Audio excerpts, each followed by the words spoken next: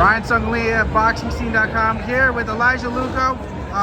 Tell me, Elijah, 26-time national amateur champion. You've done it a lot in the ring and as an amateur. This is your first time fighting professional. What was that experience like getting that win today? You know, it was very different, you know. It was still familiar. I was still in the ring. It was still boxing, but it was just different without the headgear, the smaller gloves, you know. It was great. It was definitely a good learning experience, you know. Mm-hmm. Like that guy took a lot of punches. It looked a couple times like he was about to fade. Were you surprised that he was able to stay up for all 4 rounds? I was, and you know, they wanted to pull out a tougher opponent. They didn't want to just throw me a bum for my part of view.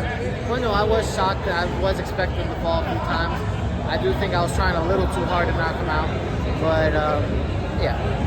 Yeah, like, was that something that was in your mind that you were thinking, oh man, like, it's my pro debut, I need to go all out? And was it good in a way that you went these 4 rounds to see that, hey, sometimes you're not going to knock them all out?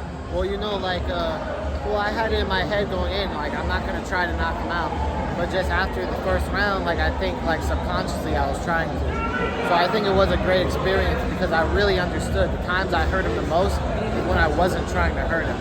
So I think that was a great way to actually understand that you can't look for the knockout. You just got to work your hardest and then let it come. So, like, you know, with those smaller gloves on, because I mean, you box a lot with the Sting gloves. You can't even make a fist.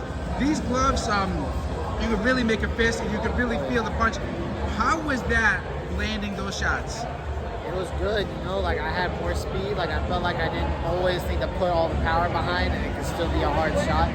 It was definitely real fun because I felt like I could be more brutal and violent with it. Mm-hmm. You know, you're supposed to be back in the ring, I believe, May 4 down in Houston, fighting on the same card as your brother, from what your manager, Dave McWater, back here with your father and trainer. Tell me about that. Are you looking forward to that, fighting on a pro card with your brother Nathan? Oh yeah, it's going to be fun. You know, we're going to be competing for whose fight is more entertaining, what's better. You know, we're definitely going to go. That's definitely going to be a lot of fun.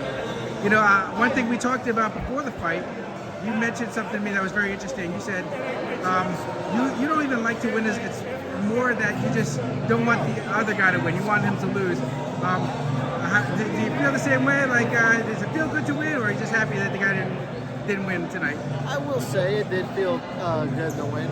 Like I said, I was a little disappointed I didn't put him away. But more than anything, you know, I enjoy other people's suffering, if that makes sense. I like it when someone puts a lot of hard work into something and I'm the reason that they failed. Well, you certainly were the reason someone failed tonight. Congratulations. Thank you.